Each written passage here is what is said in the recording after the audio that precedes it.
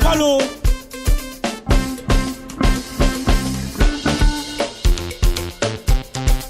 Motion.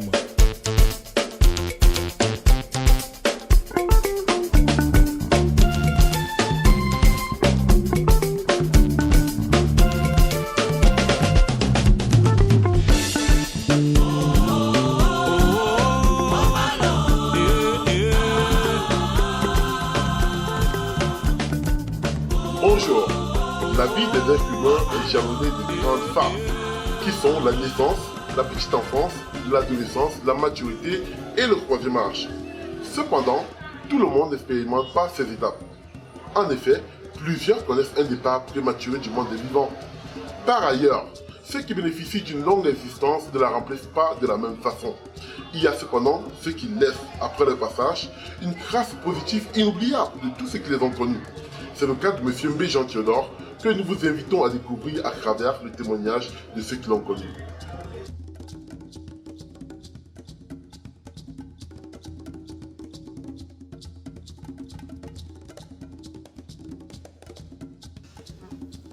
Mon grand-père est né vers 1948. Vers 1948, ce n'est pas le vrai âge dans le temps, parce que les parents imaginaient. Lui-même, il savait qu'il était né en 1946. Quand il est né en 1946, c'est là où, en faisant l'acte, le père disait que bon, je ne connais pas bien la date, il faisait le truc vert. C'est là où on lui a donné l'âge en 1948. Monsieur Mbé est né de papa Mwafo Mathias et de Mambe Anne. Et Monsieur Mbé est le deuxième enfant à maman Mambe.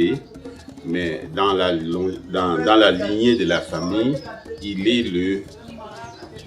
doit être le troisième ou le quatrième. Il est le quatrième fils. Entouré des soins de ses parents, le petit Jean Théodore Mbé grandit en toute sécurité. Arrive le temps où il doit prendre le chemin de l'école. Il a commencé ses études à la mission catholique de Djuna en 1952. Malheureusement, un incident viendra interrompre son parcours scolaire. À ce moment-là, les maquis ont commencé, comme il y avait les troubles. Quand les maquis ont commencé, ils n'avaient plus moyen d'aller encore à l'école. Ils sont rentrés encore au village. Parce qu'ils n'avaient plus de possibilité de rentrer encore à l'école.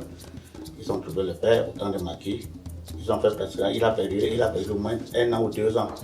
Il classe avec son grand-père Isidore. Grâce à Dieu, cette perturbation ne sera pas très longue. Après cette période d'instabilité, il retourne sur le banc et achève son cycle primaire. Bon, en 1959, c'est là où il rentre encore maintenant à Bobsam.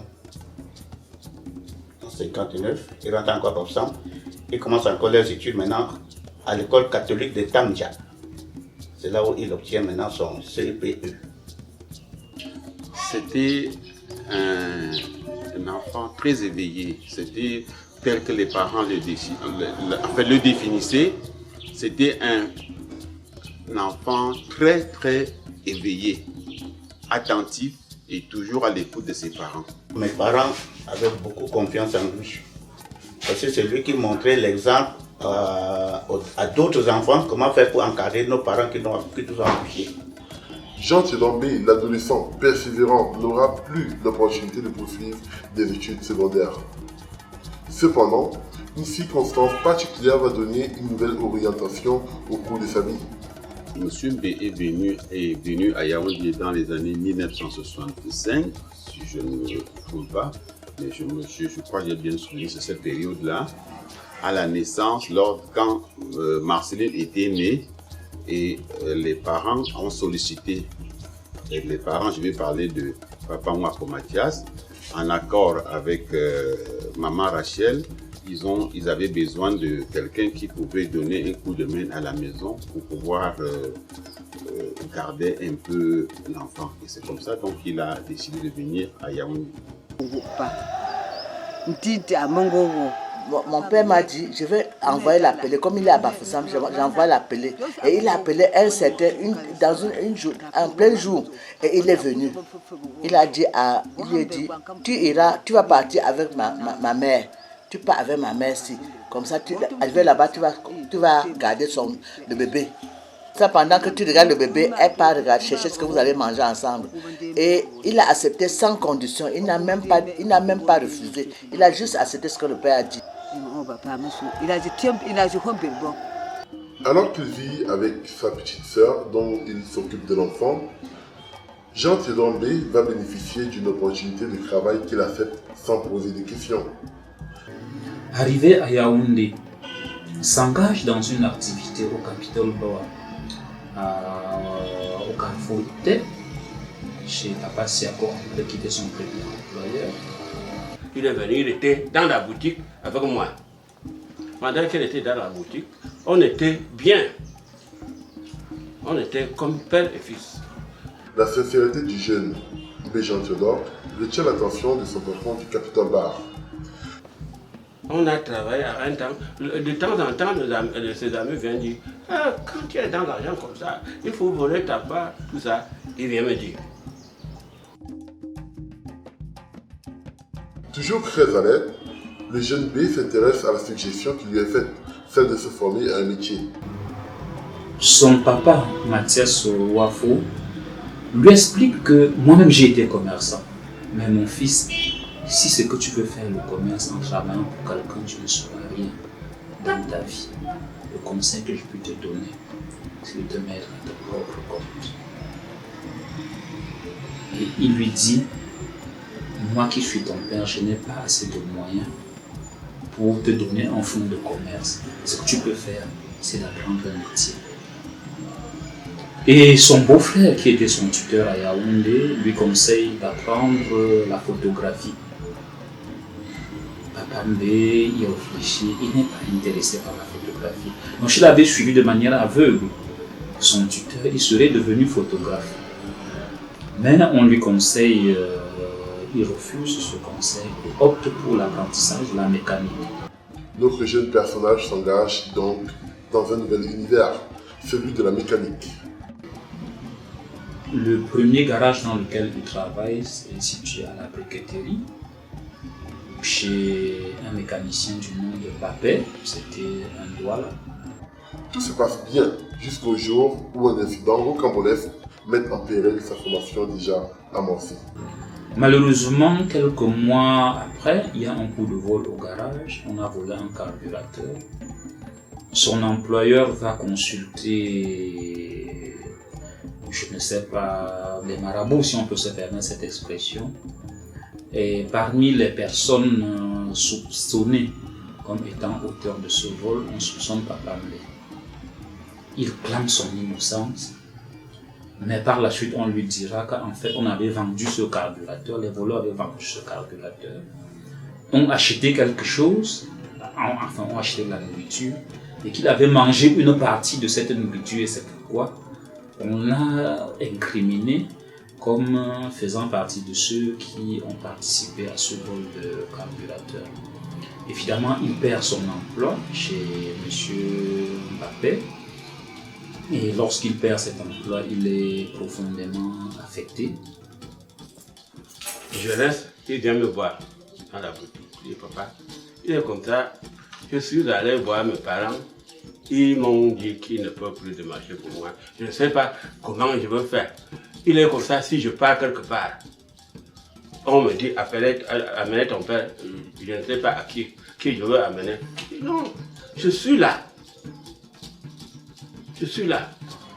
Grâce aux faveurs du destin, une nouvelle brèche s'ouvrira permettant au jeune B de reprendre et poursuivre sa formation en mécanique automobile. Toujours avec l'appui de son tuteur Siako André, il il est recruté chez M. Foka Moïse, qui était originaire de Bafoussam, qui le prend dans son atelier toujours pour poursuivre son apprentissage de la mécanique automobile. Il y avait un gars, Bafoussam, l'enfant de l'un de mes tuteurs à Yaoundé, derrière le commissariat là. Il part maintenant voir ce Bafoussam. Quand il part voir ce Bafoussam, il dit, bon, allez apporter ton père. Il vient maintenant, il m'appelle. Je pars maintenant, quand je vais arriver, le gars Bafoussam me dit, hey papa,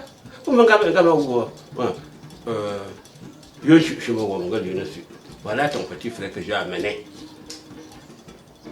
Mais il y a des frais qu'on exige qu'il faut payer. Parmi les frais, il faut payer une somme de 100 000 francs, plus une chèvre.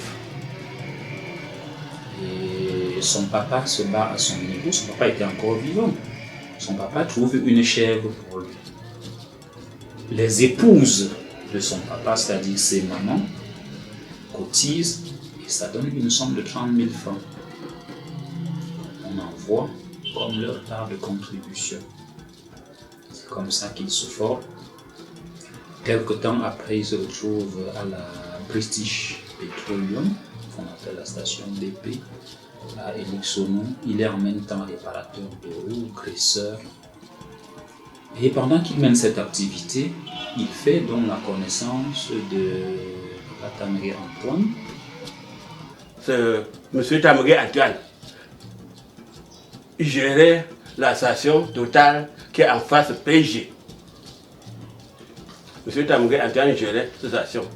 Théodore partait là-bas en disant qu'il est graisseur. Bon, il faisait le graisseur, il donne l'argent et puis si la voiture, quelqu'un qui le connaît amène la voiture, il arrange. C'est à ce second lieu de formation que Jean Théodore se fait remarquer à travers son caractère. Pendant ce temps, il travaille. Quand il travaille, quand il y a un peu d'argent, il fait le poulet. Il va donner à M. Tamagé Antoine. À un temps, il a même payé le chèvre. Il est allé lui donner. Parce que M. Tamagé Antoine dit, merde, ça c'est que la qualité des enfants. Bien plus, il demande des attitudes particulières dans le dépannage des voitures qui lui sont confiées. Dès lors, il sera sollicité de part et d'autre pour remettre en route des véhicules en panne. Bon, il connaît déjà que Théodore est déjà mécanicien. Comme il avait le camion, partout où son camion était mort, c'est Théodore qui partait dépanner. Partout où son camion était en panne, c'est Théodore qui part dépanner. Bon, à un temps, Tamagé Antoine est allé payer les appareils en France.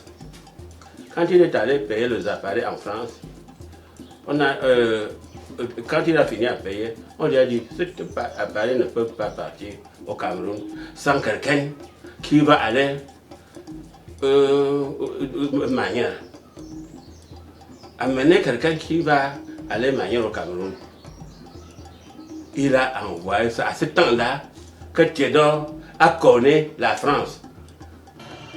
Et tous ces efforts qu'il fait, il doit travailler, il n'a pas droit à un salaire, il doit pouvoir reverser tout le fruit de son travail à la caisse pour qu'on puisse sécuriser pour lui.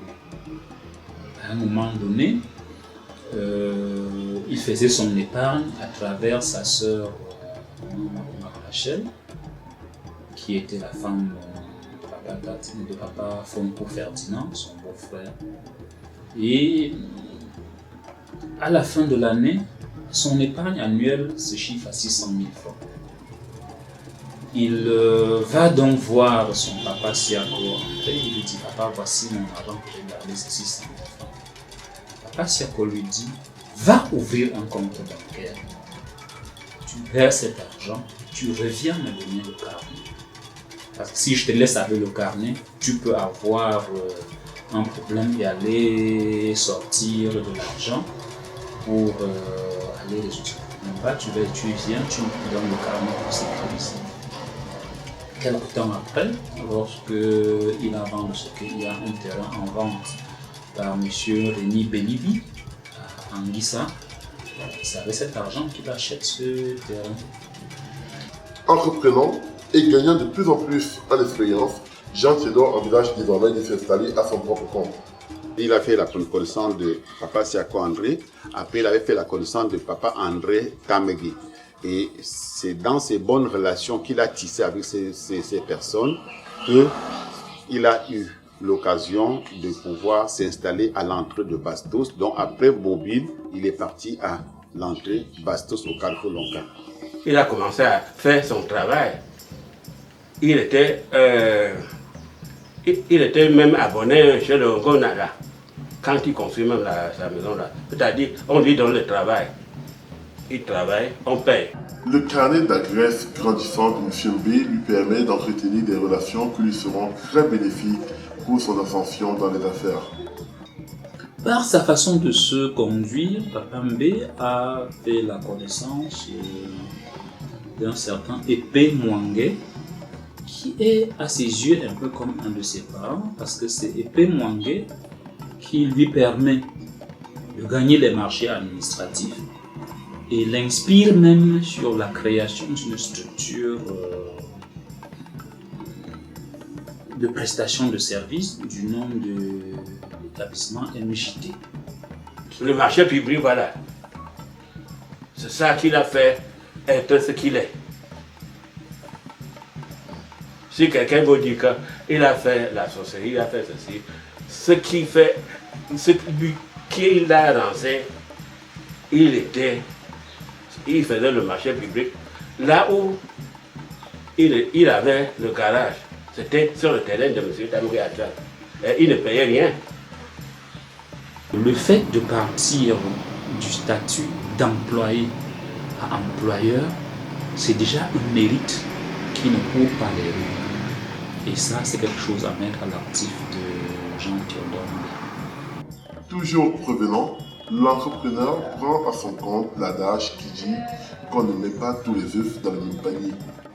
Il multiplie dès alors des initiatives et diversifie les secteurs d'activité. Papa avait une première quincaillerie au carrefour Mafoba, juste à côté. Ça, je me rappelle de ça encore toujours. Et avec maman, ça je le dis, elle est là toujours, ils ont eu à lancer même une alimentation au carrefour Lonka, toujours. Il a su investir ce qu'il a pu gagner dans le cadre de son activité. Il a fait dans l'immobilier jusqu'en Europe, à Palavas des Flots, où il a acheté des biens là-bas.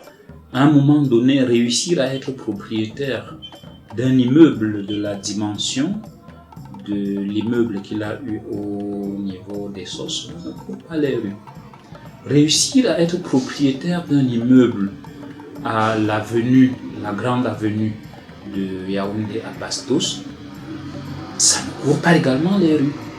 Il a progressé dans sa vie.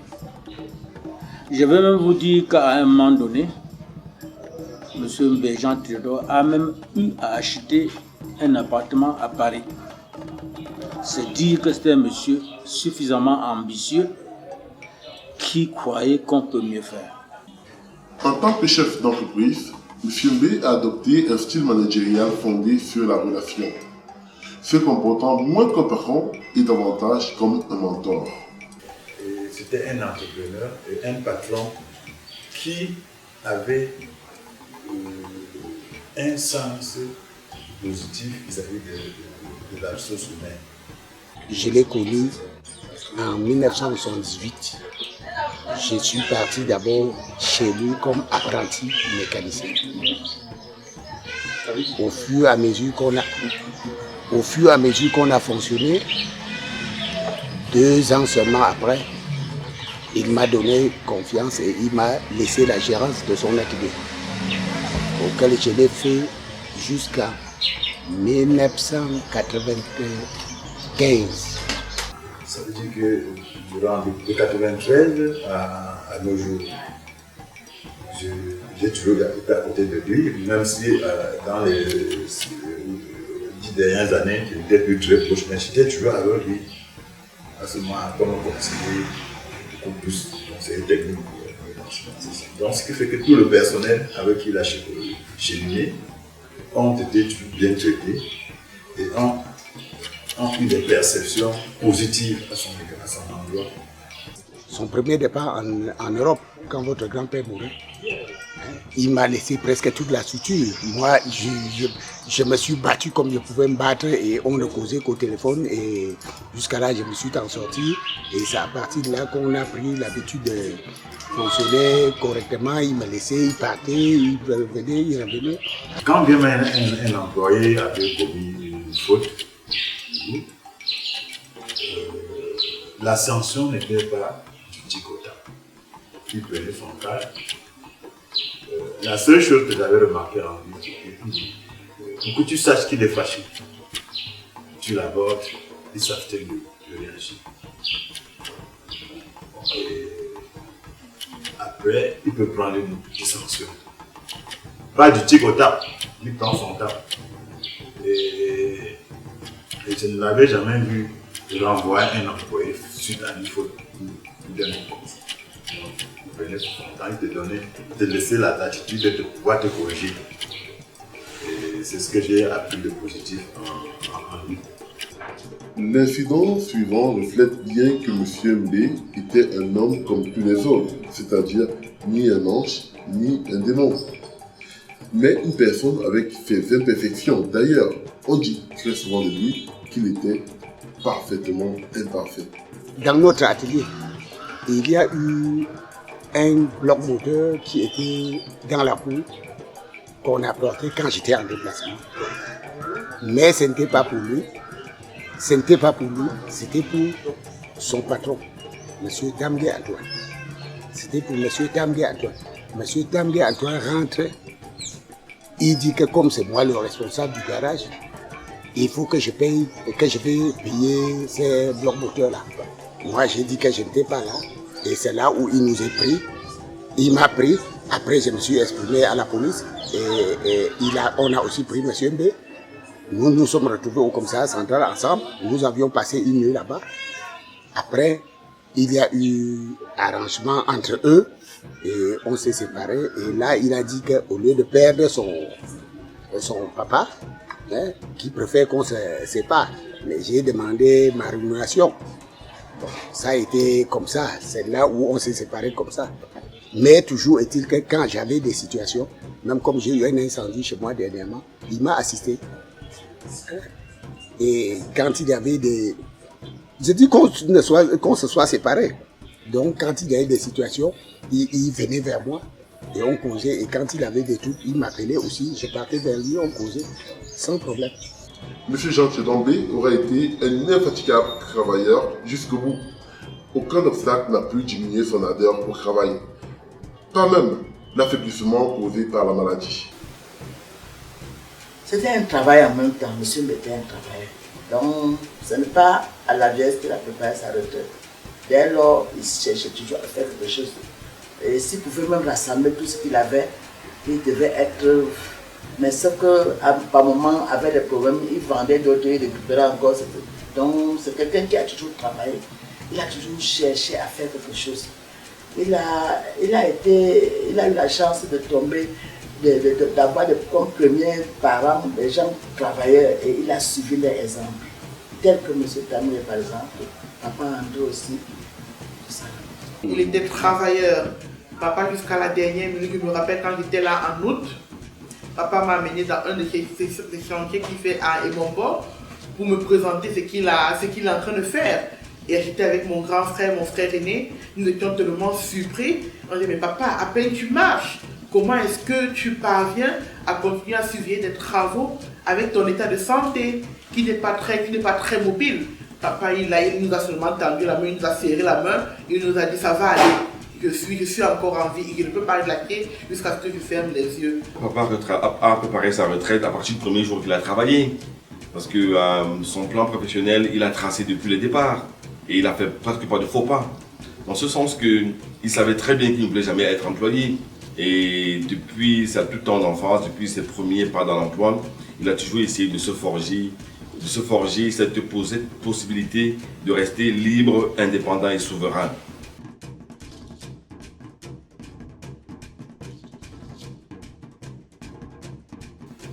il a été promu officier du mérite camerounais. Oui. Qu'est-ce que cela traduit? Cela traduit que c'est sérieux. Parce que nous avons déposé les dossiers en même temps.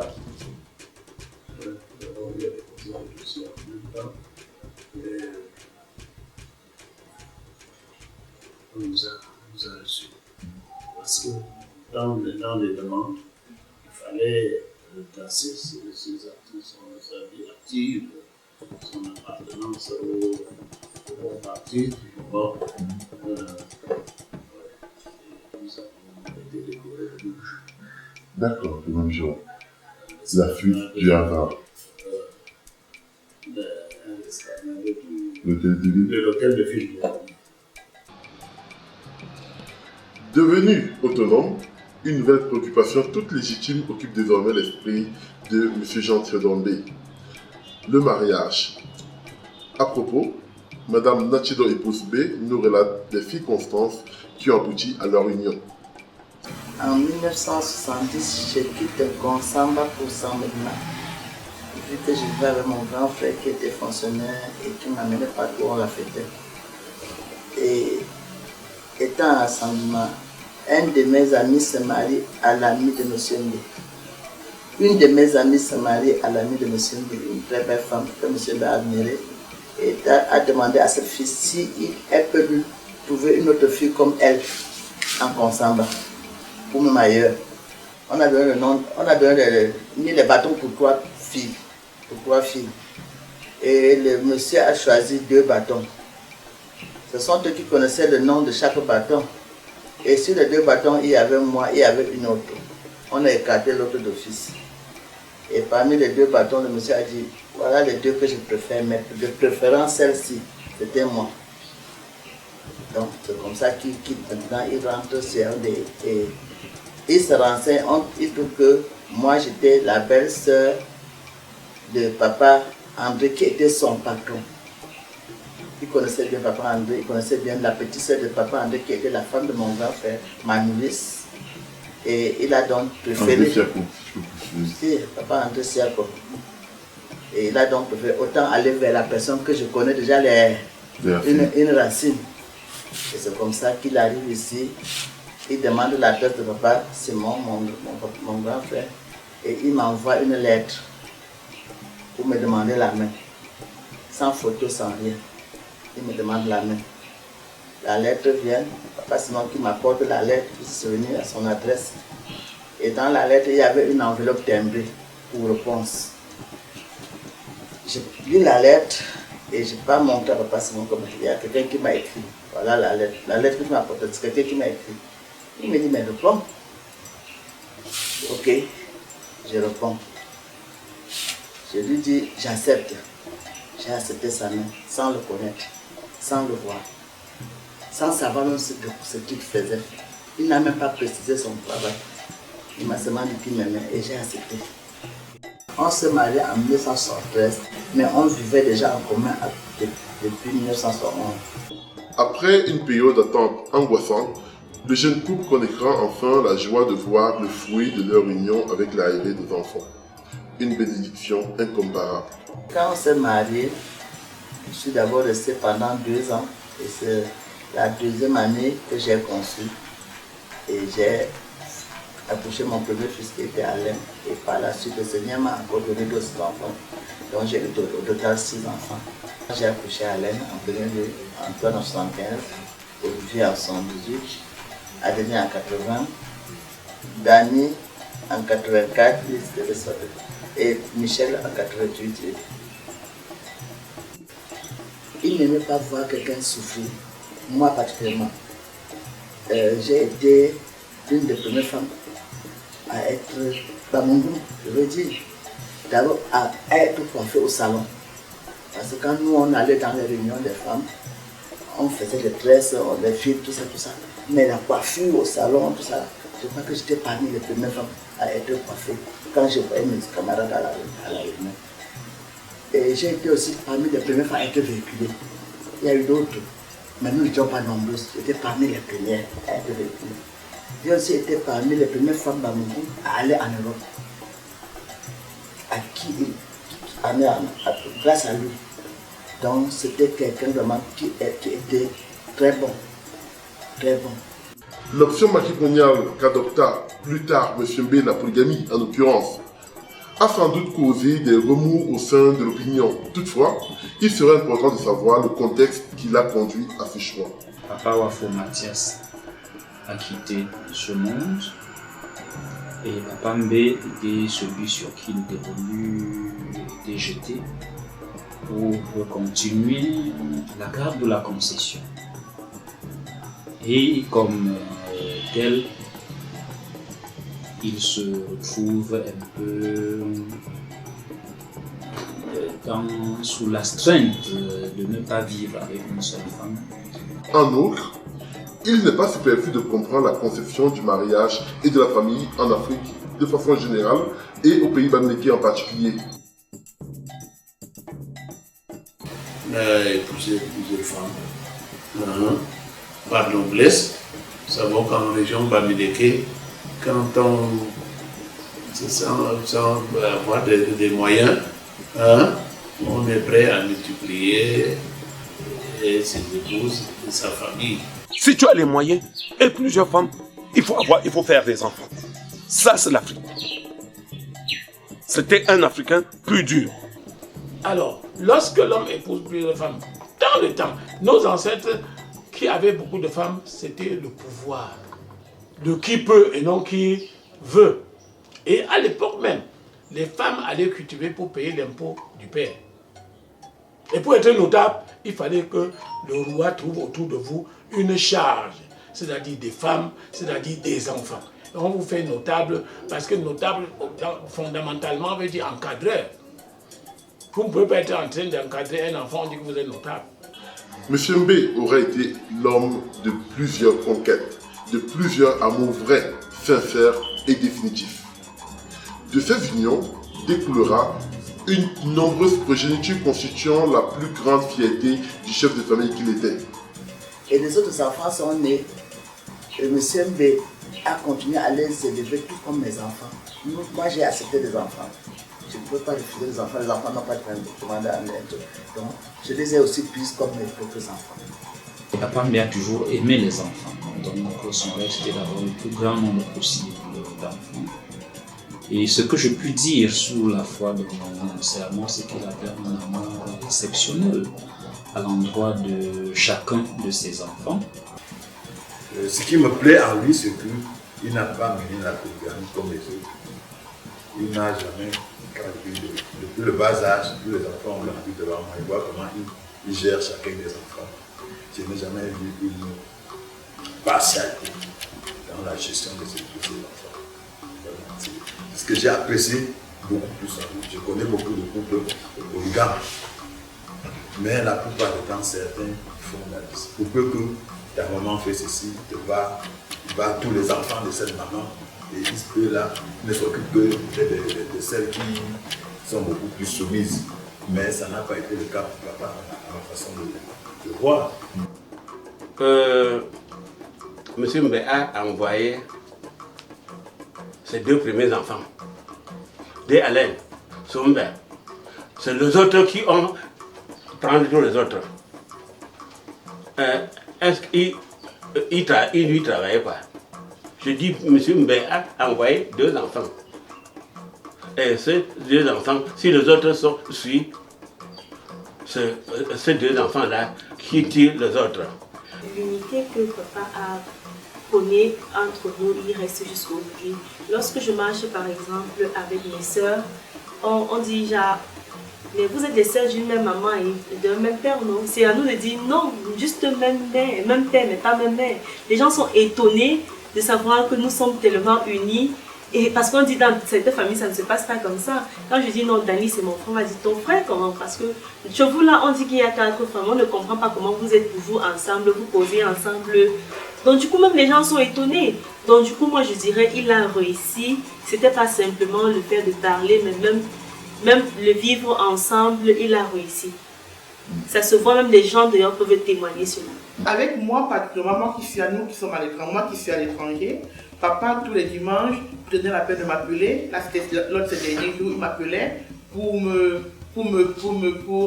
renforcer son amour, pour me rappeler qu'il m'aime. Dans le passé, il a souvent fait, mais pas, il a montré qu'il m'aime, il ne l'a jamais dit. Il ne le disait pas ouvertement, mais il le montrait. Par contre, ces derniers jours, papa prenait la peine tous les dimanches d'appeler et me dire qu'il est avec moi, il m'aime très bien, je dois le savoir. Donc c'était qu'avec, je m'étais habituée. Donc si le dimanche, mon téléphone ne sonne pas, je m'inquiétais un peu, quoi. Il était très soucieux de me donner le meilleur, n'est-ce pas, de ce qui existait. Donc par exemple, j'ai un souvenir que j'étais inscrit à l'école du centre de Yaoundé, qui était, n'est-ce pas, une des écoles les plus prestigieuses, l'école primaire les plus prestigieuses de la ville, très souvent réservée aux coopérants ou aux fils, n'est-ce pas, de coopérants. Donc il a dû, n'est-ce pas, faire des pieds et des mains pour me trouver une place. Et c'est, quand je dis que c'était une enfance assez complexe, c'est parce que j'étais entouré des enfants on va dire, de la haute classe, la bourgeoisie du Cameroun. Mais revenu à la maison, j'avais affaire à une famille plutôt très ordinaire. Je veux dire, la relation que j'avais avec elle n'était pas simplement une relation genre parent-enfant, mais également une relation très agricole avec laquelle on pouvait échanger sur tous les sujets, que ce soit personnel, que ce soit même financier de son côté et de mon côté également. Vraiment, notre relation était, genre, comme on peut dire, meilleure. Mais je peux dire que s'il y avait à refaire, je choisirais le même père. Papa était quelqu'un de très consciencieux et c'est le moins qu'on peut demander à un père que de se préoccuper de sa progéniture. Ma relation avec papa était comme mon ami, en fait, comme un ami très intime. Parce que papa n'était pas ce genre de père bloqué, quoi. Il était un père très ouvert avec ses enfants, pas seulement avec moi, mais avec tout le monde, en fait. Il était un père très ouvert et il causait avec moi comme si j'étais sa meilleure amie, en fait. Comme si j'avais en face de moi mon meilleur ami. Il n'avait pas de blocage. Quand quelque chose vient, il me dit, tu sais ma fille, qu'il ne faut pas qu'on te dise ça dehors. Laisse-moi même te dire. Puis, devoir était toujours un moment spécial. Et chaque enfant, il avait une relation spéciale avec lui. La relation qu'il avait avec toi n'était pas la même qu'il avait avec moi. Mais c'était toujours dans le bon sens. L'amour, l'harmonie, la prospérité. Si les enfants de M. Mbé constituaient sa première richesse, le plus grand bien qu'il leur a transmis à son tour était leur éducation. M. Mbé était un bon père. Un père qui aimait ses enfants. Un père qui ne voulait pas faire souffrir son enfant. Un père qui disait toujours à l'enfant que tout ce que je peux te donner de plus important, c'est ton éducation. Si tu es bien éduqué, tu vas réussir dans la vie. Il ne paye pas seulement que la pension, mais il rentrait le soir demander, et quand à la fin il rentrait toujours demander est-ce que ça a été, est-ce que vous avez bien travaillé, est-ce que tu as apporté des bonnes notes. Lui, il a justement pensé qu'il devrait donner à ses enfants l'éducation qu'il fallait.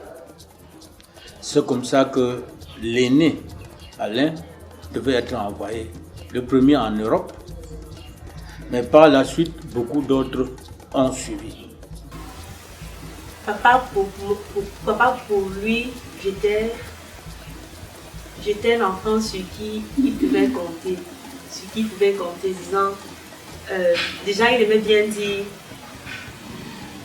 arrivé sur toi, j'ai compris que tu devais faire la section anglophone. Je suis allée en Europe, j'ai vu comment les enfants parlaient anglais.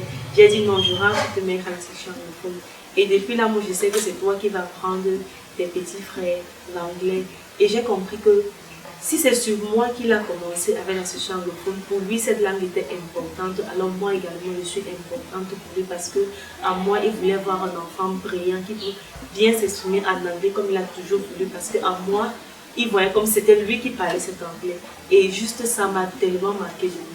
Pour souvenir, quand je passe mon CAP de comptabilité, ils sont restés ici éveillés jusqu'à 3 h du matin pour attendre mon arrivée, parce qu'on programmait les résultats à 3 h, on programmait les résultats très tard, à 2 h. En quittant du lycée le général Leclerc jusqu'à 3 heures, jusqu'au village, et jusqu'ici, je marchais à pied, c'était pas facile. Donc, je suis arrivé, ils étaient là pour attendre mon résultat. Heureusement que j'avais bravé, j'étais admissible, et je devais passer les oraux, et tout le monde était content, c'est là que je les ai fait dormir. C'est dire que c'était un monsieur qui a pensé pour lui, mais qui a également su que en donnant de l'éducation aux enfants, alors on perpétue sa vie. On devient presque éternel, puisque à travers tous ces enfants, Monsieur Mbé vivra pour longtemps. Dans son ouverture, de par sa capacité à embrasser toute personne avec le même amour, M. Jean Théodore Mbé a encadré de nombreux enfants qui se revendiquent aujourd'hui comme ses fils adoptifs. Ça ne s'est pas arrêté à ses enfants. Il a adopté beaucoup d'enfants et il a adopté beaucoup il s'est tissé un large réseau, n'est-ce pas, de personnes qui le respectent aujourd'hui, au point où ces obsèques que nous organisons en ce moment sont sur un comité d'une dizaine de personnes. Il n'y a qu'un seul de ces enfants qui est à la tête d'un des comités. Beaucoup d'autres que je ne connais même pas nécessairement, mais qui s'approprient, n'est-ce pas, de ces obsèques et essaient, n'est-ce pas, de rendre hommage à ceux qui considèrent leur papa. Donc, on ne peut que respecter, n'est-ce pas, que papa n'appartient pas seulement à ses enfants, il appartient à une communauté. Nous, personnellement, nous, les enfants Téné, on a même habité dans sa maison à Anguissa. En 78 ou en 79, je ne sais plus très bien, mais on était enfants, mais je me souviens très bien qu'on habitait là quand nos parents, les papas Roger, étaient partis en France avec la maman. Et donc nous, ça a toujours été pour nous comme un père. Et pour même plus montrer à quel niveau c'était un père pour moi, il fut partie des gens qui ont été les personnes qui m'ont accompagné au Toqué Porte pour mon épouse. Donc c'était pour moi un père. Et surtout c'était l'ami de mon père, donc du coup il connaissait beaucoup de choses que moi-même je ne connais pas de mon père. Donc pour moi c'était quelqu'un qui était exactement à la copie de celui qui était mon père. En termes de père, lorsqu'on m'affecte, lorsqu'on me nomme à Yaoundé comme attaché à la primature, la première fois qu'il arrive ici, c'est lui que je viens voir. Avec lui, la réception que j'ai organisée, je venais le rendre compte tous les jours. Je venais le réveiller à minuit pour qu'on dise que tu as fait quoi, ça va se passer comment. C'est comme ça qu'on organise cette réception qui a eu lieu, c'était le lundi, quand on nous a allés en Grande Pomme. Celui qui était derrière, mais celui qui manageait tout, parce que je venais chaque fois lui rendre compte de comment ça s'est passé, comment ça s'est passé. À l'époque, j'étais tout petit, mon père lui disait toujours qu'il lui a confié quand il arrive à Yaoundé, qu'il me cherche. J'avais la Yaoundé en 77. Quand il arrivait au gars, il trouvait mon père lui donnait ses possibles. Que s'il y a Yaoundé, qu'il me cherche jusqu'à il me l'a confié. C'est comme ça donc que lui aussi il me prend comme un fils et un plan chez nous comme ça. Je l'appelais plus patron, c'était mon papa, jusqu'à ce qu'il meure. L'intérêt de Pambé ne se limitait pas qu'aux paroles. Il prêtait une oreille attentive à tous et il avait la main tendue pour soutenir tous ceux qui étaient dans le besoin. Je ne veux pas seulement citer, il y a des enfants ici que papa a même dû acheter des terrains chez eux, papa a dû pousser dans la vie, papa a été le premier pour eux. C'est pour ça que vous entendez que papa a des enfants, que ce soit au village, que ce soit ici. Des enfants qu'il a aidés dans la vie, il a vraiment eu à aider, qu'il a eu à payer la pension pour d'autres. Et le point qui m'a juste renforcé avec lui, vraiment si je ne le dis pas, je n'aurais pas bien agi, bien fort. C'est que le premier terrain là où j'habite avec lui, quand j'avais avancé l'argent pour acquérir ce terrain, à un moment donné, il y avait eu une proposition de service. Il y a des champs. Je viens donc, il fallait que je puisse trouver un moyen pour démissionner. Je ne sais pas trouvé papa le garage. Papa, c'est comme ça, j'avais avancé l'argent sur un terrain. On me demande encore 250 pour compléter, sinon je je me rends, je vais le terrain, et récupérer le terrain. Papa B comprend comme s'il s'attendait. Il prend son chéquier du crédit agricole. Au lieu de me remplir le chèque de 250 000, il me remplit un chèque de 500 000. Je dis, mais mon fils, c'est ça que j'attendais de toi depuis. Si tu peux, vas-tu finir l'argent du terrain, tu commences à construire, tu viens me dire, c'est un problème. Moi, jeune étudiant sorti de l'école, je n'avais jamais touché 100 000 francs. Il me payait ces 4 000. Mais 500 000 une fois, qui me donne tout ce qu'on me proposait à dire ça, l'idée est partie de ma tête. Je suis allé, je vais finir l'argent du terrain, j'ai commencé à travailler sur la maison, le petit audit que j'ai. Donc ça m'a beaucoup marqué. Selon un observateur averti, c'est cet intérêt pour l'humain qui fait le grand mérite de l'élite qu'il était. Papa Mbé a également eu le grand bonheur de voir ses enfants grandir et devenir à leur tour parents, faisant de lui un heureux grand-père. Most of my memories of grandfather come through my father, Alan Mbe, who is the first son, first of his sons. Grandpa was very kind to me, and I did love him really. I know that he made his living through his garage, and that's how he, was able to raise all of his kids. And obviously, I met him when I was very young, and then later on, when I came to Cameroon, I was a bit older, and I got to, properly meet him and learn about him. And for me, it was a very good experience. I loved him a lot because he was a very nice person. En dehors de sa famille nucléaire, nous avons voulu savoir quelle était l'image que les membres de la communauté Bamongum retiennent de notre sujet. Ça, c'était monsieur qui, d'abord, à Yaoundé, n'est-ce pas, a beaucoup contribué, n'est-ce pas, à l'unité de la communauté Bamongum à Yaoundé. Je vais même vous dire que quand l'ancien chef, le feu Chola, qui était chef de la communauté, est mort, il était parmi ceux que le chef supérieur Bamongum, Sa Majesté Foto Gageja, avait consulté pour savoir qui pouvait prendre la place. Et d'ailleurs, pour ceux qui le connaissent et connaissent le tout récent chef de communauté en la personne de Mbé Joseph, peuvent comprendre que leur collaboration a été toujours dans le sens de maintenir l'unité dans la communauté Bamongum. Monsieur Théodore, jusqu'à sa mort, était conseiller technique du chef de communauté. On ne peut pas nommer quelqu'un, n'importe qui conseiller technique. C'est la moralité de chacun qui le place dans les postes importants. Ça veut dire que si le chef commet une erreur, lui, il est impliqué. Papa, je l'ai connu à Yaoundé, il était déjà un grand responsable dans la vie. En tant que grand opérateur économique, déjà la communauté avait une perception positive et respectueuse à son égard. Et par ses actions sociales, j'ai commencé par être président du CEPA, l'organisme que servait des élèves étudiants Bamongum de Yaoundé en 1999.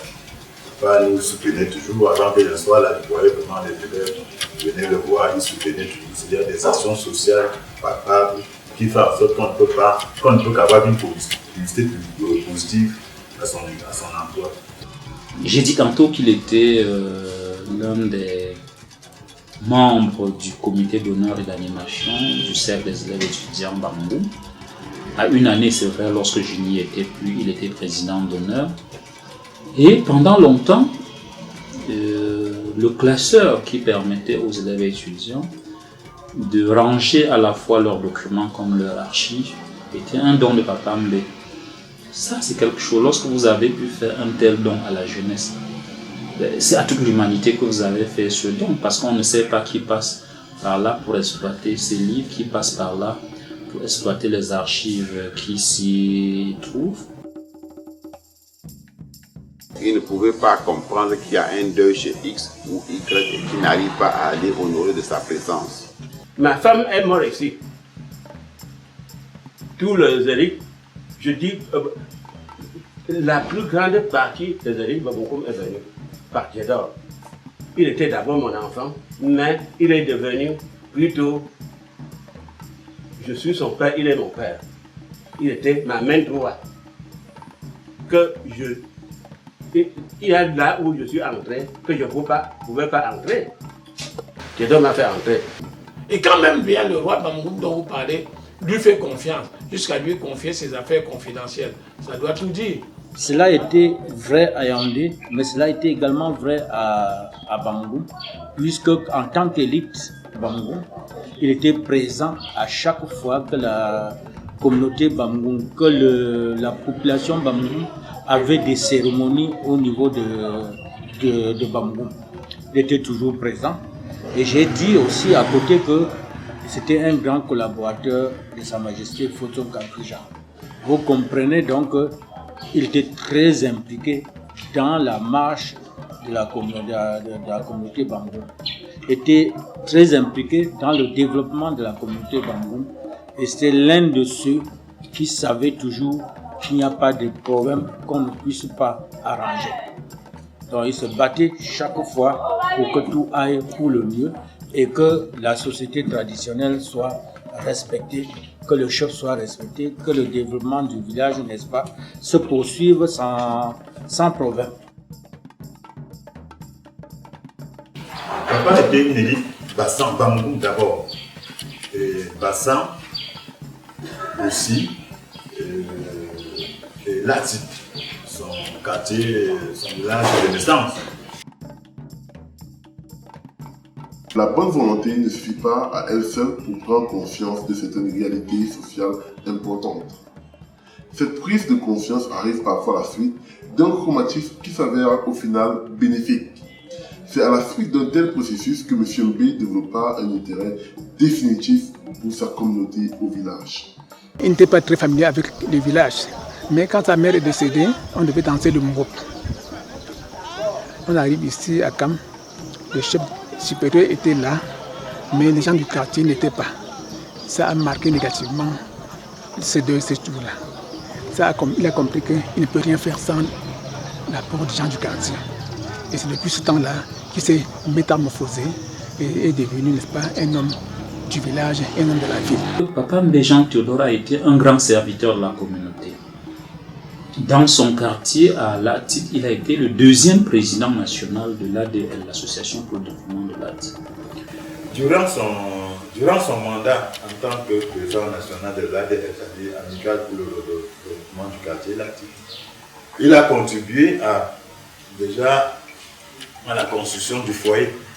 Les routes ont été créées par son prédécesseur, qui était son ami aussi, le feu papa Denis Roger, qui travaillait d'ailleurs avec lui. Quand il faisait des tours, c'était toujours avec lui. Quand papa Denis Roger meurt, donc il prend la relève de ce comité de développement. Et la route étant déjà tracée, le prochain projet, c'était le projet du foyer qui se trouve au village. Dans ces réalisations, il y a un point qui m'a beaucoup plus marqué, la démarche pour l'obtention, n'est-ce pas, de ces sites de construction du foyer. Le site du foyer, c'est là où ces réalisations m'ont marqué. Il nous a trouvés ici, parce que partout il partait, n'est-ce pas, pour, n'est-ce pas, les réunions, il faisait appel à moi et on marchait ensemble. Nous sommes allés à Douala, on est allé à Bafoussam d'abord, rencontrer le pasteur qui avait charge, n'est-ce pas, au-dessus, n'est-ce pas, de l'évangéliste qui était ici. Le pasteur nous a invités, n'est-ce pas, dans sa paroisse, à Tunga. Nous y sommes allés une nuit à 19h. On a géré, n'est-ce pas, les dossiers, n'est-ce pas, du site. Jusqu'à 21h, les documents ont été validés. On a mis toutes les signatures qu'il fallait. Nous sommes rentrés tout gais. Tout ça sur la houlette de M. Mbéjan Théodore. C'est pour ça que nous l'appelons le pionnier de développement.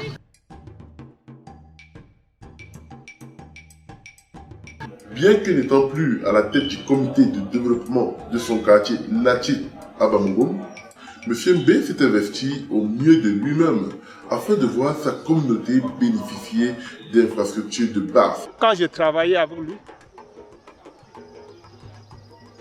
il me disait, quand vous voyez le courant qui passe, voilà, vous voyez le courant, le quartier électrifié. Vous voyez l'école tout à l'heure. Il m'appelait, il me disait, il m'a dit, toi, tu es occupé par les services administratifs. Il faut avouer, j'étais régisseur de prison et j'étais très loin à l'époque. Il dit, va partout où tu as déposé les dossiers. Et tu m'amènes là, tu me montres les responsables qui suivent nos dossiers. Parce que tu ne peux pas être loin et puis le quartier tombe. Et viens, tu me montres. C'est comme ça que nous prenions des rendez-vous. Et à chaque fois que je venais, je lui disais que bon, voilà le directeur de l'électrification du rural, c'est lui qui a le dossier en matière d'électricité. Voilà le sous-directeur de l'équipement, c'est lui qui suit le dossier de l'école. Et à chaque fois, vraiment ce qui m'a surpris, et je l'ai beaucoup admiré là, très humble, quand il est parti, il m'appelait que bon, voilà, tu penses que je peux aller, n'est-ce pas, suivre les dossiers à quel moment? En commun accord, s'accorder sur une date. Mais ce qui était vraiment m'a surpris, le matin, il m'appelle même un jour avant, il me dit que mais tiens, tu sais que demain je vais aller rencontrer le directeur de l'électrification rurale ou bien le sous-directeur de l'équipement. Est-ce que tu as quelque chose à dire? Si tu n'as pas, tu penses qu'il faut penser ce que je vais dire. Et le matin, il m'appelait, il me disait, bon, me voici, je vais aller voir tel responsable. As-tu quelque chose à dire? On s'accordait. Mais ce qui me surprenait, c'est que, arrivé devant la porte, il me dit, me voici devant la porte. Si tu as encore quelque chose à dire, tu me dis. On s'accordait, il entrait. Et il ressortait. Ce qui était surprenant, il me dit, bon, je suis sorti, voilà, nous nous sommes entretenus, voilà. Est-ce que tu as encore quelque chose à dire? Si tu as quelque chose à dire, tu me dis, je rentre, je lui soumets. Et on s'accordait. Et vous voyez l'électricité. Je peux dire que c'est lui. J'ai tracé la voie, mais c'est lui qui suivait. Et c'est lui qui a tout fait. L'école, vous voyez l'école à 6 classes. Nous sommes battus pour que l'école ait 4 classes. C'est lui qui a la base. Voilà M. Théodore ce qu'il était. Du moins, c'est avec moi quand j'ai travaillé. Il a œuvré pour l'adduction d'eau, pour l'électrification. Donc, il a toujours mouillé le maillot pour le bien-être des autres. On a fait une petite addition d'eau au quartier. Il n'en a pas bénéficié. Mais elle m'a appelé et j'ai appris que l'eau est à la maison pour moi pour son hommage. J'aurais voulu qu'il voie cette eau-là avant de mourir. Parce que c'était l'un de leurs vœux. Il y avait 3 vœux au quartier. Les routes, le foyer, l'électricité et il fallait de l'eau. Ils n'ont pas vu ça, mais je suis évidemment content que comme il a commencé, même sans avoir vu au moins lors de ces obstacles, l'eau pour laquelle ils ont travaillé aura servi.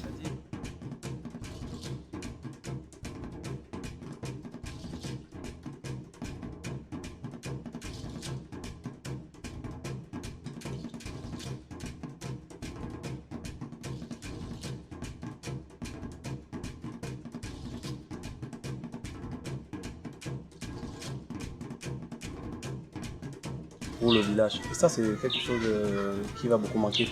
Un autre point de départ, c'est sa relation avec le roi des Bamungum, le chef Otu, qui était comme, non pas seulement comme mon chef, mais mon grand frère. Sa manière m'intéressait. Et quand il s'intéressait à un homme, j'avais l'amour de cette personne. Parce que lui ne pardonnait pas, il ne pardonnait pas n'importe quoi. Alors, je le vois se lier au chef. À un moment donné, je ressens, c'est-à-dire, je vois la fille du chef ici, comme son épouse. Alors, si vous n'aimez pas un homme, vous ne pouvez pas lui donner votre enfant. Si vous n'êtes pas intéressé à un homme, vous ne pouvez pas. Et lui là, ce n'était pas parce que la fille était ici. Parce que beaucoup de gens dans la vie qui sont engagés dans les projets de développement n'aiment pas voir un autre progresser. Mais il a motivé le roi qui a monté sa première case comme roi à Yaoundé. C'est M. Théodore qui lui a fait payer ça. Il pouvait payer pour lui ou pour le compte de ses enfants. Surtout que l'emplacement était bon. Mais il a préféré faire honneur à son chef. On va dire que ce sont les précurseurs. C'est un précurseur. Il s'est dit de réfléchir qu'il faudrait faire une œuvre au quartier en son nom. Je ne sais pas quel sera le nom de cette œuvre-là, mais vraiment pour sa mémoire, je souhaiterais qu'une œuvre au quartier soit faite dans le moment qui va porter le nom de Béjan Théodore pour l'hommage qu'il a fait pour le monde.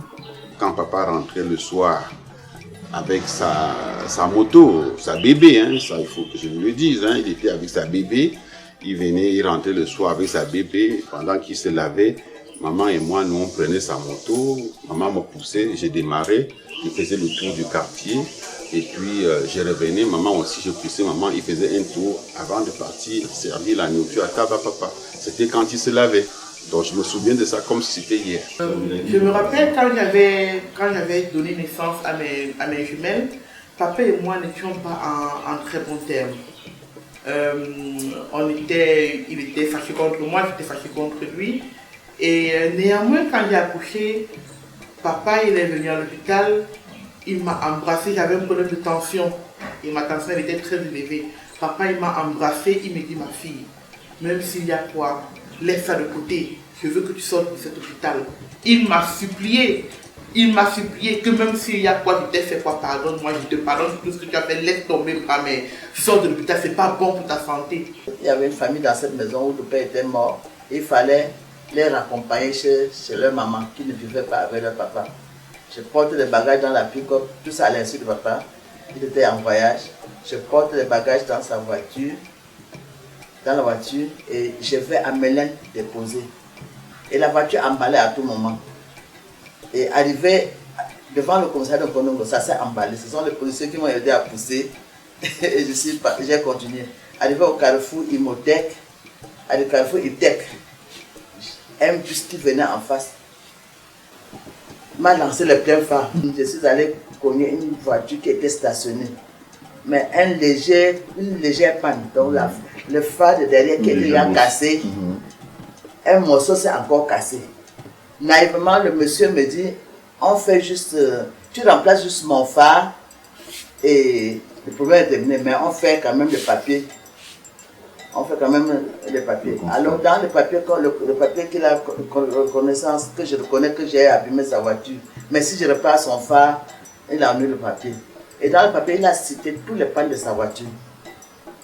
Il a cité tous les pannes de sa voiture que j'ai signé.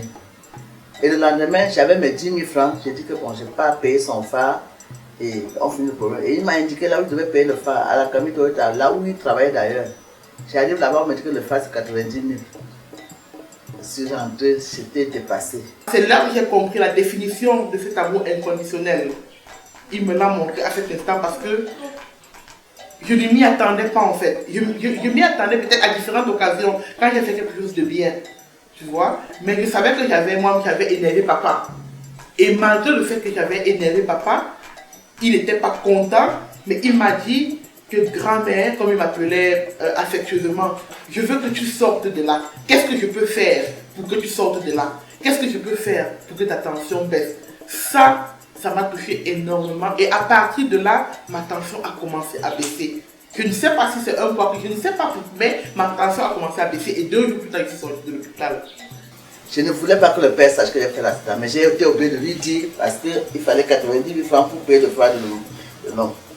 Quand il rentre pour voir, je lui explique que j'ai connu la voiture de quelqu'un et je t'avais dit que si à jamais tu connais la voiture, tu appelles le constat, ma voiture est assurée. Pourquoi tu es allé signer le papier?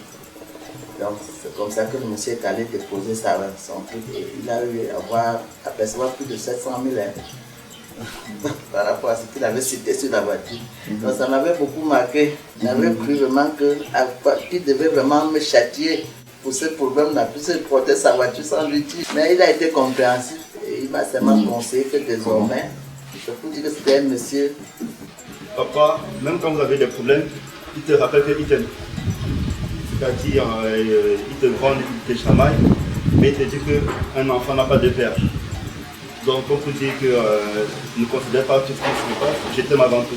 Papa voulait, n'est-ce pas, le meilleur pour moi, mais ne comprenait pas souvent ce que ça impliquait par derrière Genre, mais moi, par exemple, je voulais souvent célébrer mon anniversaire, ils ne comprenaient pas à quoi ça servait. Je voulais par exemple aller au kermesse, ça n'avait aucun sens. Je voulais aller être inscrit à la bibliothèque au centre culturel français, ça n'avait pas de sens pour lui.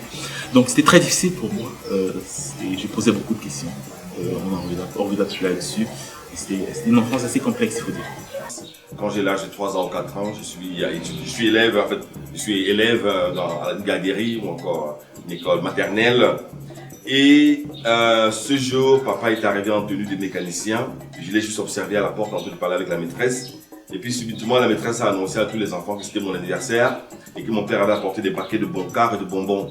Donc, je ne savais pas que c'était mon anniversaire, j'étais surpris. D'abord, j'avais eu honte parce qu'il était habillé en tenue de mécanicien, tout ça, j'ai dit, mais qu'est-ce que tu venu chercher cela?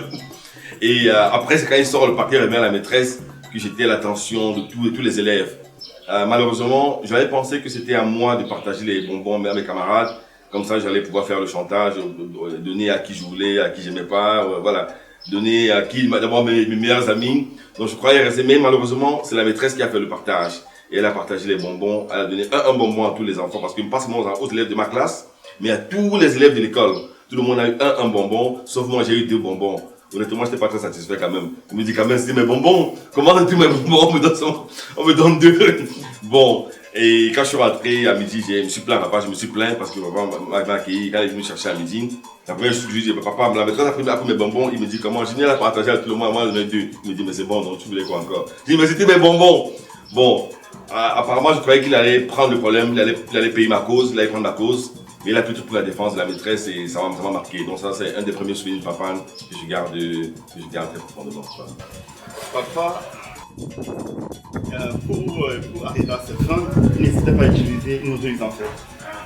C'est-à-dire, il est capable de te dire comment tu ne l'aimes pas, juste parce qu'il veut que tu prouves que tu l'aimes en fait. Donc je veux dire, souvent il parle mal de toi peut-être à ton frère ou à ta soeur. Il sait que ça va revenir dans tes oreilles. Il veut que tu agisses autrement.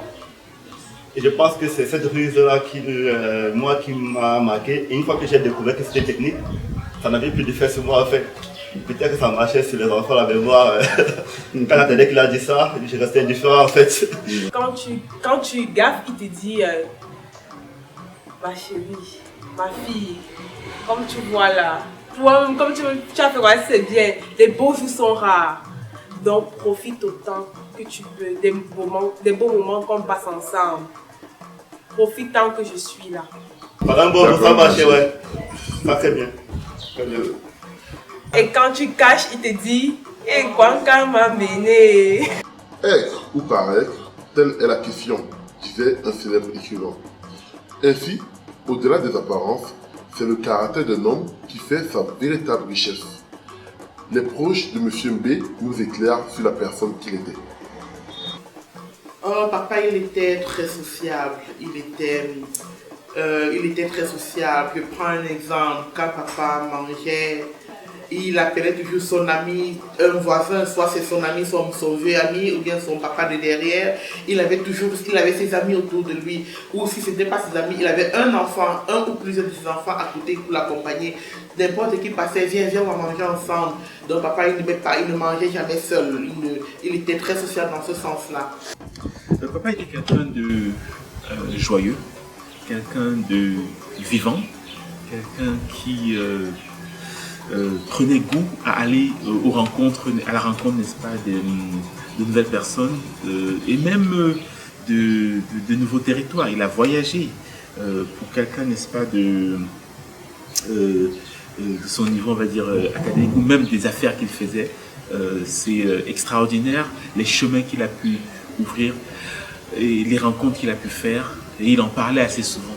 Donc on va dire, il avait, n'est-ce pas, aussi bien, il a réussi à combiner cette préservation, n'est-ce pas, de la tradition de l'orthodoxie dont il était gardien, mais aussi c'était un explorateur. Il pouvait aller, n'est-ce pas, à la rencontre de personnes qui n'étaient pas nécessairement de sa ligue ou bien proches de lui.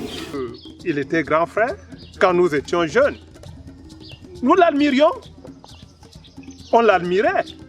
Parce qu'on savait au quartier, il y avait Papa Roger, le premier chargé de développement. On admirait, il mettait sa cravate. Quand il venait, on disait grand frère c'est comment, grand frère c'est comment. On copiait, n'est-ce pas, son exemple. Un monsieur humble, très aimable.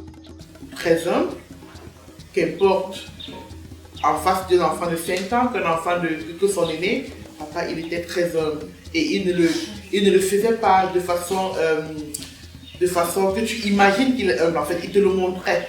Il le faisait ouvertement, quitte à ce que tu le prennes autrement. Papa était tellement humble, j'apprends l'humilité de lui. Et pour lui, même comme c'est écrit dans la Bible, il faut se rabaisser. Lorsque tu te rabaisses, ce sont les gens qui vont te soutenir. Du coup, j'apprends ça de lui parce que pour lui, lorsque tu es humble, tu peux tout gagner. Mais il n'avait pas peur et sa principale arme, c'était son humilité. Avec ça, il parvenait à ouvrir toutes les portes.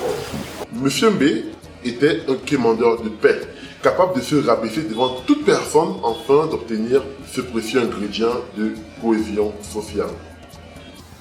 Papa justement donnerait tout, de toutes ses forces, toute son énergie, tout ce qu'il avait pour que la paix règne dans sa famille. Oui, il fermait, il se rabaissait au plus bas niveau quelquefois pour que la paix règne. Donc le seul mendiant de la paix que je connaisse de ma vie, c'était mon père. Je n'en connais pas deux. Un meneur d'homme. Chaque fois, quand il y a un problème qui se passe au quartier, je lui dis, en restant à tel endroit, ça ne va pas au village. Dès que j'arrive, on va aller. Il arrive ici, on a tout fait pour aller, n'est-ce pas, donner les condoléances à la famille éprouvée, ensemble. Un rassembleur. Première des choses. Deuxième des choses, c'est un père attentionné. D'où que vous venez, quand vous arrivez chez lui, il faut que vous mangiez quelque chose. Vous donnez les conseils à ne plus finir. Alors, il est devenu mon conseiller. Tout ce que je pouvais faire de mal, il m'appelait, petit frère, c'est pas comme ça, fais comme ça. Et je le faisais. Il était un homme discret. Il était un homme verticalement adapté à toutes les situations. Parce qu'avec les enfants, il était, avec les moyens, il était, avec les vieux, il était. Et pour sa famille biologique, naturellement, il était le timolier, comme on dit, le baobab, comme il était écrit sur le. Donc il était perçu toujours à plus d'égard, hein, que ce soit dans la famille biologique ou nucléaire, il était toujours perçu comme étant le leader en fait, comme un des leaders. Tout le monde dit, oh, le papa là, le meilleur des papas, que chaque enfant aurait souhaité avoir comme père. Ça, c'est ce qu'il faut retenir de Papa Théodore. Et naturellement auprès de sa communauté maintenant, comme l'a expliqué un membre de famille un peu avant, papa a toujours occupé des hautes fonctions et des hauts rangs. Il a toujours été perçu, et d'ailleurs naturellement, puisqu'il a été parmi les leaders de sa communauté, donc forcément cela lui conférait beaucoup de respect et de prestige aussi dans la communauté en gros, en large. Il a essayé de faire... il a beaucoup travaillé. Je pense qu'il n'a pas pensé à la retraite. Lui, papa avait un sentiment de pouvoir toujours travailler jusqu'à... Donc il ne pensait même pas là. La preuve, c'est que son dernier cheval de bataille, c'est l'aménagement de la maison qu'il a prise à Imbo, en face de tout le temps. Et quoi qu'étant malade, il partait là-bas s'asseoir, travailler.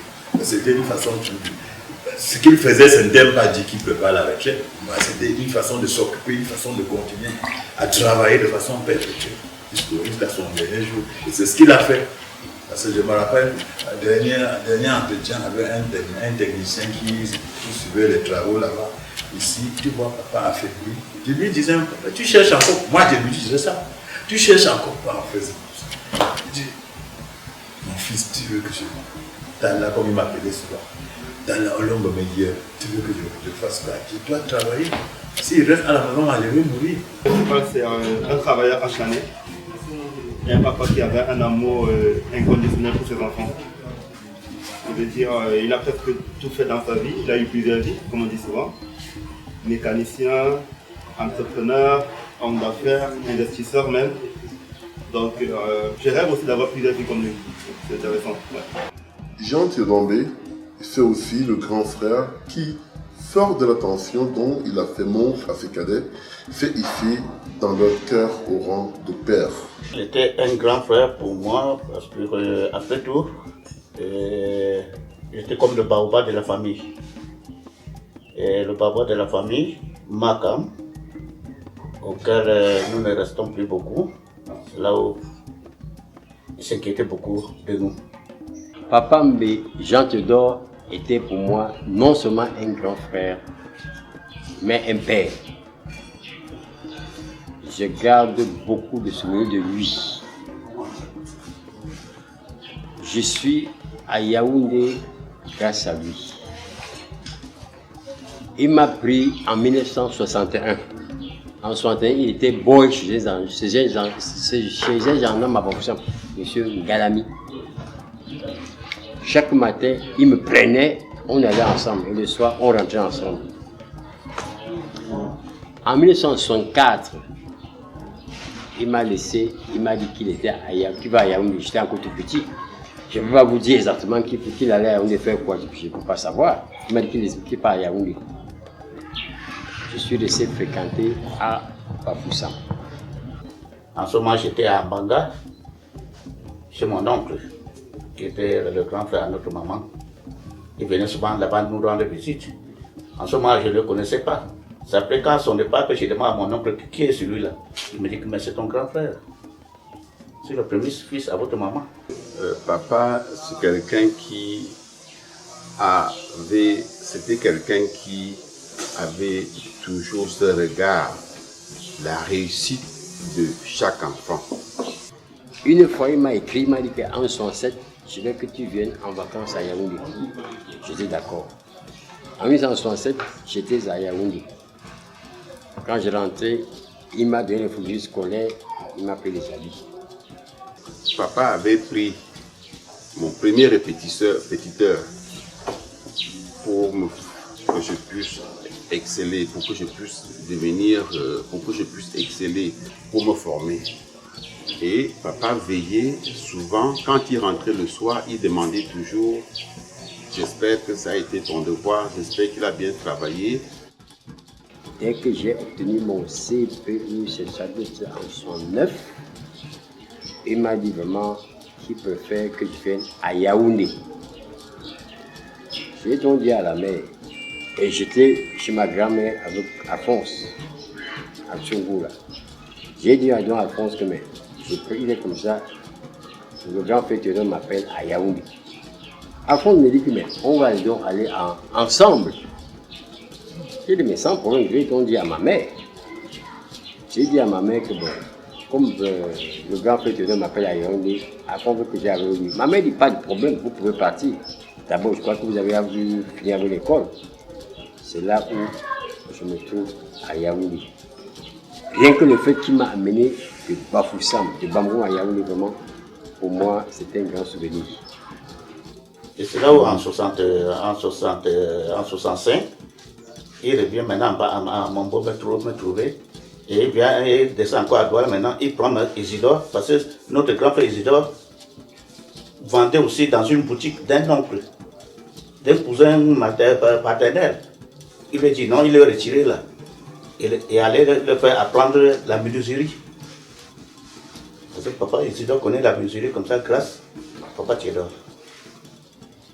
Et en ce moment, il nous disait qu'il touchait 15 000 francs chez papa André. Alors il avait beaucoup d'amour avec la famille. Les beaux jours sont rares. On l'a compris, c'est devenu une des expressions fétiches de M. B. En réalité, il aura su profiter de tous les moments joyeux que lui offrait la vie, avant la venue des jours moins heureux, marqués par la douleur dans sa chair. Sa maladie a commencé en 2015, quand nous étions à Bamenda pour la prostate. Ce n'était pas pour le diabète, en ce moment c'était pour la prostate à Bamenda en 2015. Nous avions fait presque un mois à Bamenda. le côté de prostate était fini. Il était déjà un peu soulagé, il était en santé, il n'avait plus d'autres problèmes. Mais c'est en 2019 qu'il a encore rechuté. Il m'appelle. Et voilà, il me dit, mon fils, viens, tu m'amènes à l'hôpital. Il y a encore quoi, il me dit, non, ça ne va pas. On est allé il y a 2 ans en Europe, toujours pour son problème de maladie. Et il a été soigné là-bas, et très bien. Et on lui a donné rendez-vous de revenir en juin. Mais comme il avait toujours des obligations, il avait d'autres obligations, il a fallu qu'il rentre au Cameroun résoudre certains problèmes pour remonter en juin.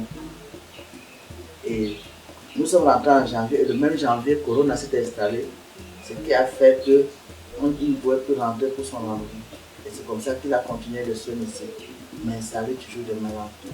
Nous sommes allés à la garnison militaire. Premier test, on me dit qu'il a un taux de diabète trop élevé. On va se le voir. Voilà pourquoi, la date où la maladie du père a commencé à être vraiment inquiétante. Il a donc passé 2 semaines, non, 1 semaine, 5 jours à la garnison militaire. Un jour, on me dit vraiment qu'il faut qu'on change d'hôpital. On va plutôt l'amener au Jourdain. Il me dit, Michel, vous m'amenez où? On dit, père, on va l'amener au Jourdain. C'est comment? Il dit que non, c'est tes enfants qui ont décidé là-bas. Peut-être le traitement est approprié parce que tu as du diabète. Nous sommes partis au Jourdain. Au Jourdain, il a mis, je crois, 2 semaines. Vraiment, il est une sortie du Jourdain. Je crois que ça allait un peu. On l'a amené ici à la maison. Papa était malade quand même longtemps. Bon, moi étant infirmière, j'ai su que c'était inquiétant quand il est rentré de l'hôpital et il ne mangeait pas, il ne s'y grattait pas. Là, ça a commencé à m'inquiéter parce qu'on sait que quand un patient rien ne rentre, tout se referme. Donc c'est là où la cloche d'alarme a commencé à sonner. Mais sinon, avant ça, l'espoir y était.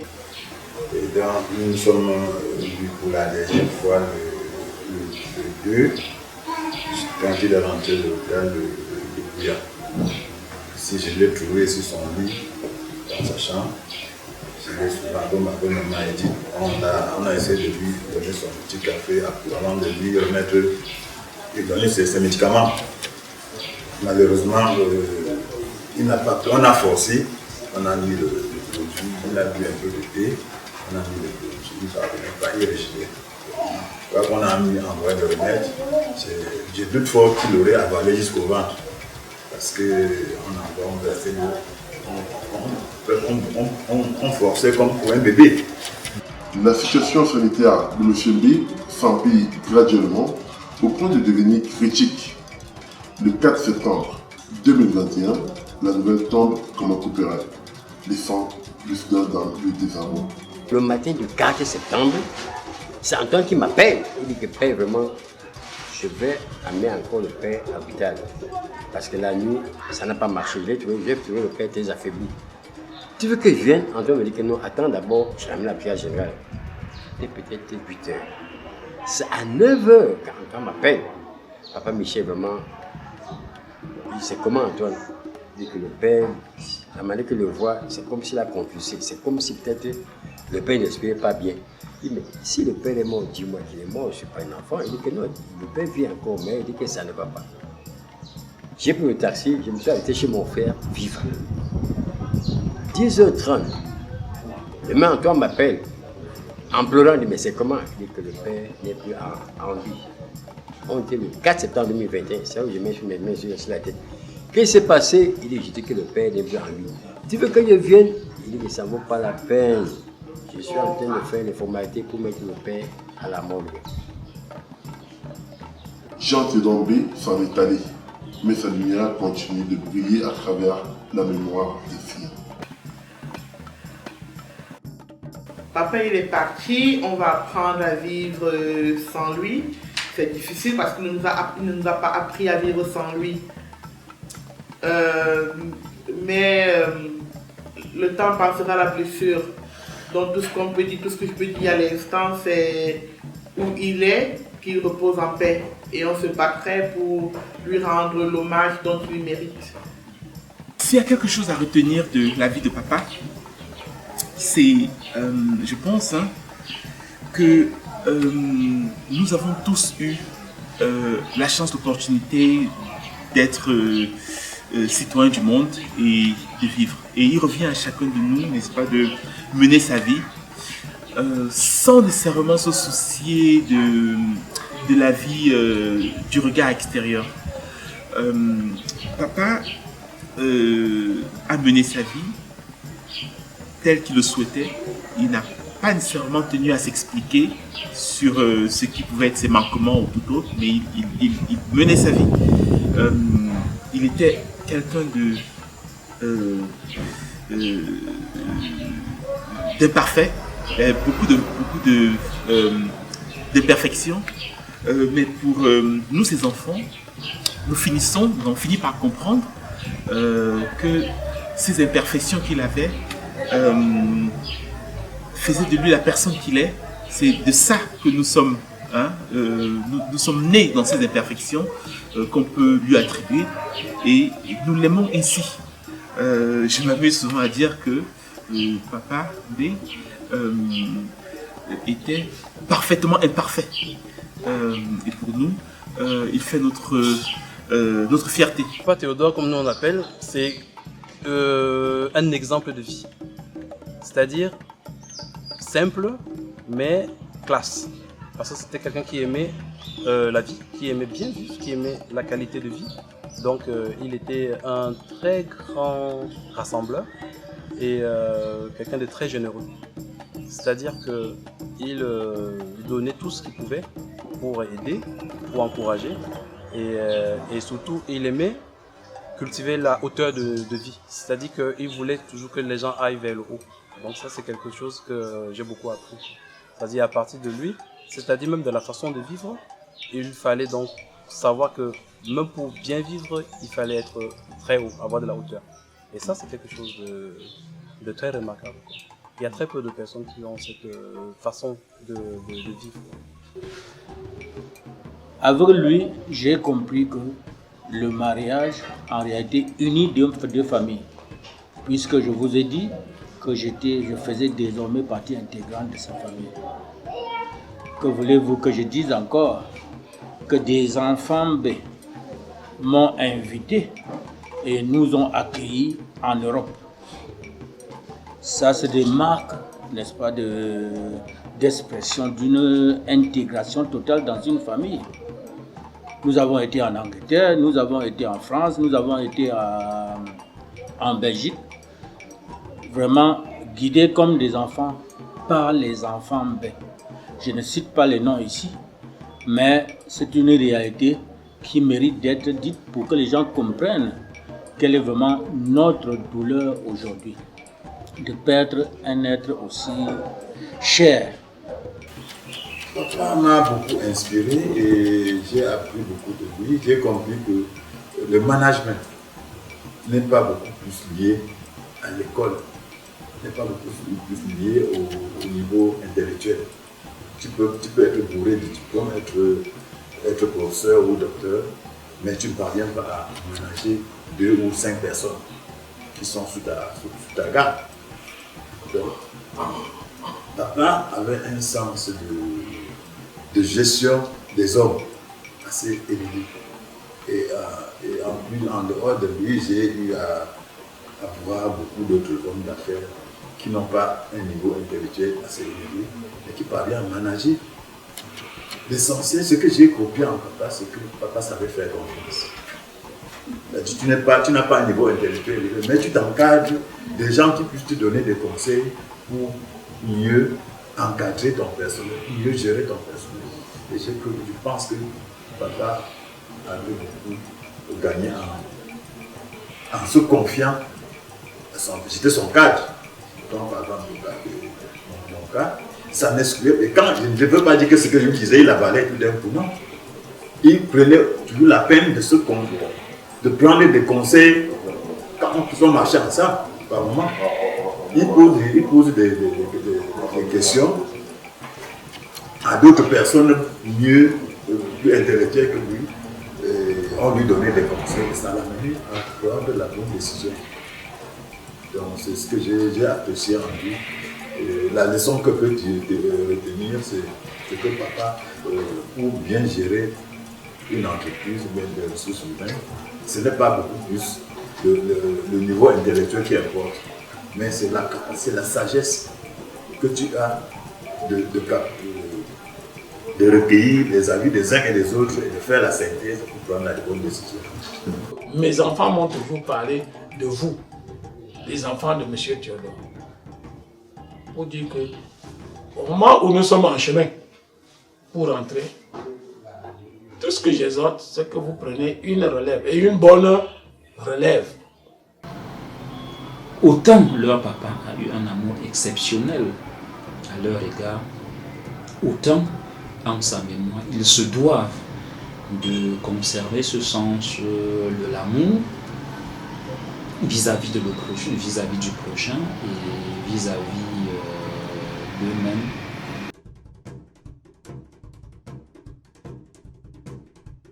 Mes chers enfants, vous devriez rester unis, la main dans la main. Ainsi, le diable ne vous séparera jamais après moi. Vous devriez rester unis et forts. Gardez-vous de mettre en péril les fruits de mes longues années de combat. Ainsi, vous aurez toute ma bénédiction. Celui qui tente de faire la division, je ne serai jamais d'accord avec lui. Vous devrez chercher tout moyen pour le ramener à la raison. Mes chers enfants, je vous aime. Tant que tu as l'esprit de pardonner, tu reçois la force du Seigneur. Il faut beaucoup pardonner, tolérer. Ainsi le Seigneur vous donnera sa bénédiction. Mbé Jean Théodore. Je dis bien, à partir des enfants de Théodore, à partir des enfants de Théodore, entendez-vous? Si Théodore ne l'a pas dit, je pense que nous sommes en train de dire au Cameroun que qu'est-ce qu'on dit là, la main dans la main, qu'on s'entend, tout le monde fait un. Faire un là va d'abord commencer par vous.